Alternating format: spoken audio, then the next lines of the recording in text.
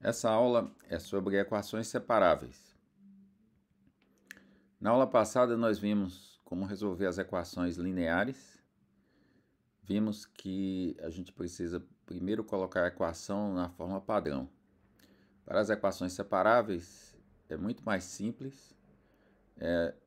A gente pode simplesmente integrar a equação. Nós vamos ver mais à frente.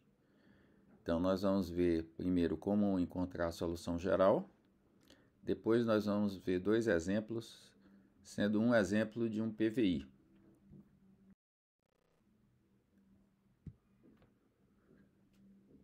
Então, primeiro, o que significa uma equação ser separável? A equação é separável se ela tem a forma g de y, dy dx igual a f de x. Se a gente usar a notação para a derivada y', ela fica nessa forma. E aí vocês podem observar que do lado esquerdo só aparece y e do lado direito só aparece x. F de x aqui representa uma expressão que depende somente de x. E aqui a gente pode ver que eu tenho uma expressão que depende no máximo de y multiplicando y'. Aqui também depende no máximo de x, pode ser constante.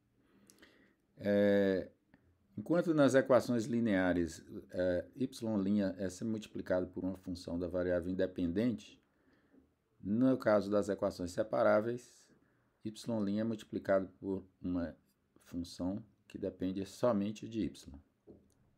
E como é que a gente resolve essa equação?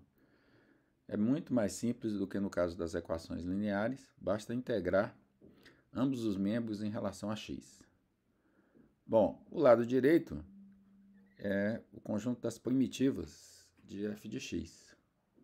E do lado esquerdo, essa integral pode ser calculada usando mudança de variáveis para integrais ou substituição. Vou chamar y' dx igual a dy e aí vai ficar do lado esquerdo somente uma primitiva de g de y. Você pode perguntar por que não todas as primitivas de g de y? Porque se eu colocasse aqui mais C1 e no lado direito mais C2, eu poderia passar C1 para o lado direito e ia ficar C2 menos C1. Se C1 é uma constante arbitrária, C2 é uma constante arbitrária, a diferença de duas constantes arbitrárias é uma constante arbitrária. Então, não preciso de duas constantes, basta uma, que é essa que eu chamei de C. E essa daqui é que a gente chama de solução geral dada implicitamente da equação diferencial. Por que a gente não consegue explicitar? Porque depende da expressão que você obtém para a primitiva de g de y. Então, se a primitiva de g de y for, por exemplo, y ao quadrado, eu poderia explicitar a solução. Se fosse y ao quadrado, o y seria mais ou menos raiz quadrada do lado direito. Mas pode ser uma expressão mais complicada, por exemplo, y ao cubo mais y ao quadrado mais y, em que eu não consiga explicitar y como função de x. Então, nesses casos, a gente deixa dessa maneira que está aqui e chama de solução geral da equação diferencial 1, dada implicitamente. Vamos ver um exemplo de uma equação separável. dy dx igual a 2x menos 1 sobre 3y2 menos 3. Você olha para essa equação e ela não parece estar na forma g de y' igual a f de x, que realmente não está. Mas se você multiplicar a equação por 3y2 menos 3, a gente obtém a equação 3y2 menos 3 que multiplica y' igual a 2x menos 1. Ou seja, uma função de y multiplicando y' igual a uma função de x. Então, agora ela está na forma separável. Então, é só integrar ambos os membros em relação a x e obter, então, essa expressão que está aqui. Integral de 3y2 menos 3 y' dx igual a integral de 2x menos 1 dx mais c. O lado direito é o conjunto das primitivas de 2x menos 1. E do lado esquerdo, a a gente precisa fazer uma mudança de variáveis para obter, então, né, a integral de 3y2 menos 3dy igual à integral de 2x menos 1dx mais c. A integral de 3y2 é y3, a integral de 3 é 3y, a integral de 2x é x2 e a integral de 1 é x. Então, a gente vai obter a solução geral dada implicitamente como sendo y ao cubo menos 3y igual a x2 menos x mais c.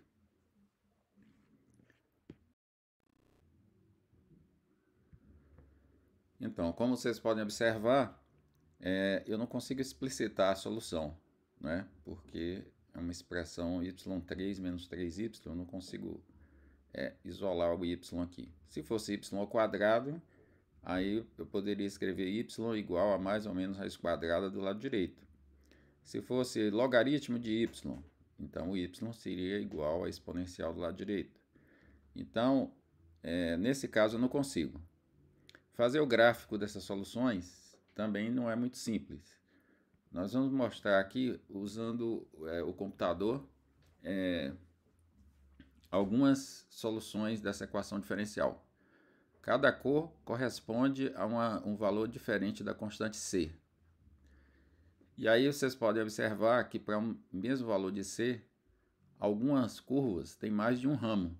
Por exemplo, esse azul clarinho aqui, ó, né, tem um ramo aqui e tem outro ramo aqui em cima. E mesmo esse ramo aqui, olha, isso não é uma solução.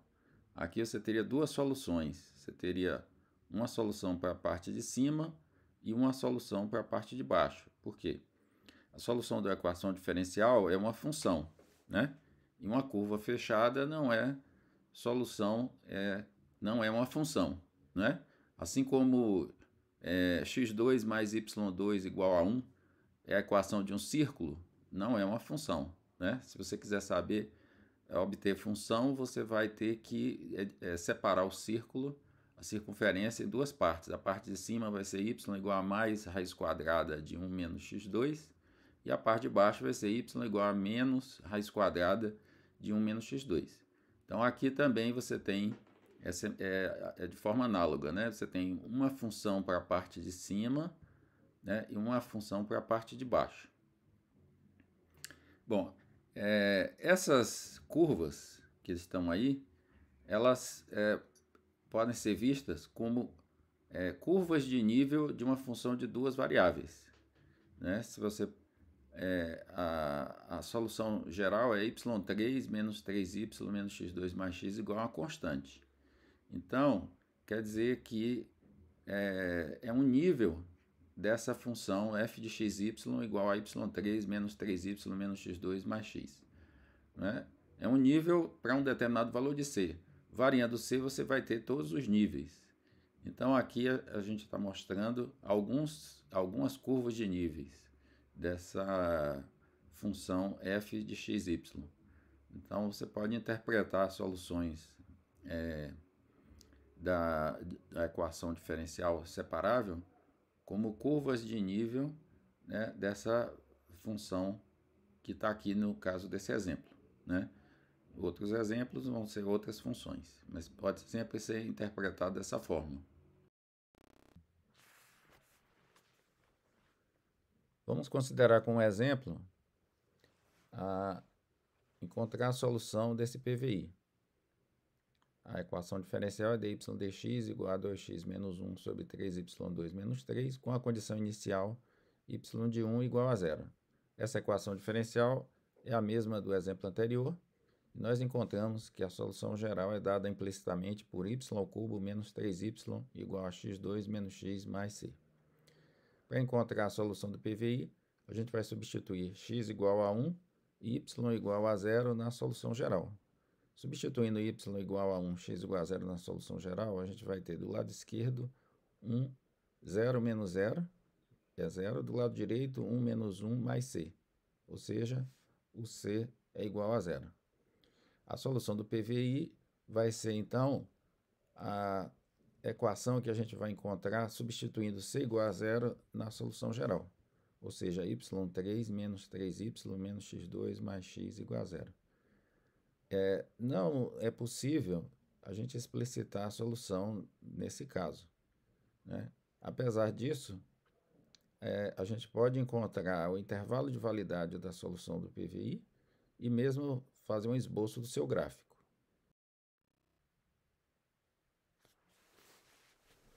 Vamos encontrar o intervalo de validade da solução do PVI. O intervalo de validade da solução de um PVI é o maior intervalo que contém o ponto inicial em que a solução e a derivada estão definidas. O ponto inicial, nesse caso, é x0 igual a 1. Né? E o maior intervalo em que a solução e a derivada estão definidas, para determinar, primeiro a gente observa que para qualquer valor de x, a gente pode encontrar o valor de y. Eu só não sei calcular, porque isso corresponde a uma equação de terceiro grau. Mas a gente poderia calcular. Então, não tem nenhuma impossibilidade em calcular o valor de y para qualquer valor de x. Né? Não tem nenhuma raiz, não tem um quociente. Então, assim, não tem problema em calcular o y com função de x. Mas a derivada, nós temos problema, porque a derivada, você pode calcular, apesar de não ter y como função de x explicitamente, você pode calcular a derivada implicitamente. Mas se você calcular, você vai encontrar o que já está aqui na equação, que dy dx é igual a 2x menos 1 sobre 3y2 menos 3. E aí a gente observa que a derivada não está definida se 3y2 menos 3 for igual a zero. Ou seja, se o y for igual a mais ou menos 1. Né? Então, pode ser que y igual a mais 1 e y igual a menos 1 corresponda a algum ponto da curva. Para isso, a gente tem que, ou alguns pontos da curva, a gente tem que substituir y igual a mais 1 e y igual a menos 1 nessa equação que está aqui, a equação que define a solução implícita do PVI. Então, substituindo y igual a mais 1 na solução do PVI, a gente vai ter aqui menos 1 ao cubo, menos 3 vezes menos 1 dá mais 3, menos x2 mais x igual a zero. Né? Simplificando, a gente fica com x2 menos x mais 2 igual a zero, né? Que é uma equação do segundo grau. Pode ser que ela tenha duas raízes reais, pode ser que só tenha uma raiz real, ou pode não ter nenhuma raiz real. Se tiver raízes, significa que a solução do PVI intercepta a reta y igual a mais 1. Se não tiver raiz, quer dizer que não intercepta. Para saber isso, a gente vai calcular o valor de delta. O delta vai ser menos 1 ao quadrado, menos 4 vezes 2. Menos 1 ao quadrado dá 1, menos 8, né? 1 menos 8 dá menos 7, que é negativo, significa que a curva não intercepta, essa curva não intercepta a reta y igual a mais 1. Agora nós vamos verificar se ela intercepta a reta y igual a menos 1. Para isso, a gente vai substituir y igual a menos 1, né, nessa equação, e aí a gente vai ter menos 1 ao cubo, é menos 1, menos 3 vezes menos 1 dá mais 3, menos x2 mais x igual a zero. Simplificando, a gente fica com x2 menos x menos 2 igual a zero. O valor de delta agora vai ser menos 1 ao quadrado, que é 1, menos 4 vezes menos 2 vai dar mais 8, né? Então, mais 1 mais 8 mais 9, o delta é positivo. Então, tem duas raízes reais. O produto das duas raízes é igual a menos 2 e a soma das raízes é mais 1. Né? E elas podem ser obtidas pela fórmula quadrática. E aí, obtendo, então, x igual a menos 1 e x igual a 2. Isso significa que essa curva que está aqui intercepta a reta y igual a menos 1 em 2 pontos. Então, a gente marca no plano cartesiano o ponto inicial, né? Isso para poder determinar o intervalo de validade. A gente precisa fazer isso. Marcar o ponto inicial, que é 1, 0, né? E marcar os pontos em que a derivada não está definida, que são x igual a menos 1, y igual a menos 1 e x igual a 2, y igual a menos 1. Esses dois pontos, a derivada não está definida. Portanto, eles não pertencem à solução. do PVI. Eles pertencem a essa curva, mas não pertencem à solução porque a derivada não está definida.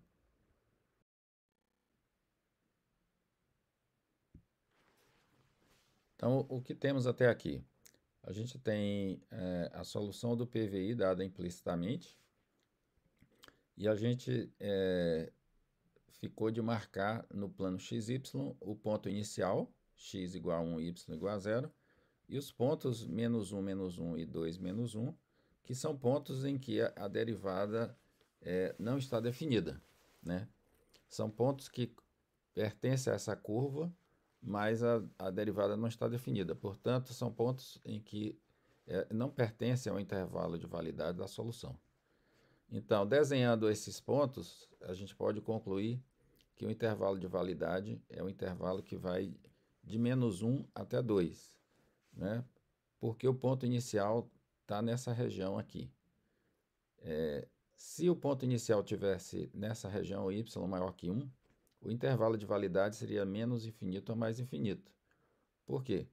Porque significa que a curva ela não vai ter nenhum ponto em que a derivada não está definida. Aí você pode perguntar, e esses dois pontos? Mas esses dois pontos aqui não podem pertencer a essa curva cujo ponto inicial está aqui. Por quê? Porque para chegar aqui embaixo, ele teria que passar por essa reta. E a gente viu que não tem essa curva que está aqui, não tem interseção com a reta y igual a mais 1. Então, se o ponto inicial estiver aqui em cima, a única possibilidade é que ele continue nessa região y maior que 1, e aí então o intervalo de validade seria menos infinito a mais infinito, né?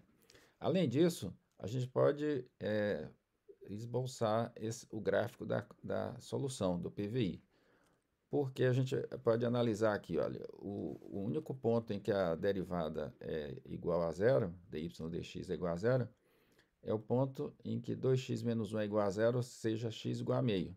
Então, só tem um ponto de derivada zero, quer dizer que a solução ela não pode ficar oscilando. Então, pela forma pela maneira que estão esses três pontos aqui, a única possibilidade é que a solução ela cresça até x igual a meio e depois ela decresça, né, até chegar aqui embaixo.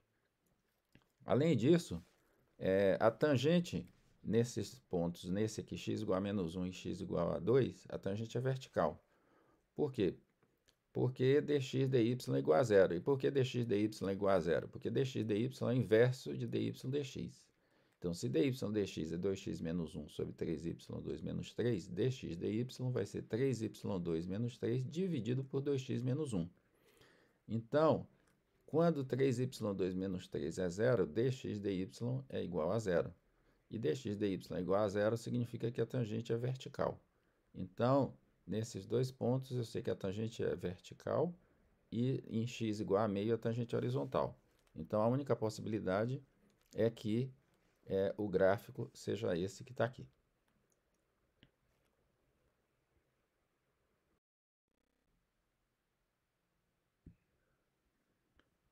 Eu queria voltar aqui aos gráficos das soluções da equação diferencial e localizar a solução do PVI entre essas soluções, entre essas curvas. Então, a solução do PVI é essa azul clarinha aqui, ó, que vai daqui até aqui, né? Então, como eu disse, se o ponto inicial fosse y de 1 igual a um valor maior do que 1, a curva seria essa aqui, ó. Então, cada cor corresponde a um valor de C. Então, você teria o mesmo valor de C, a mesma solução, a mesma expressão para a solução implícita, mas a solução seria diferente. Aqui seria uma solução que o intervalo de validade é de menos infinito a mais infinito, enquanto a solução do nosso exemplo é uma solução em que o intervalo de validade vai de menos 1 até 2.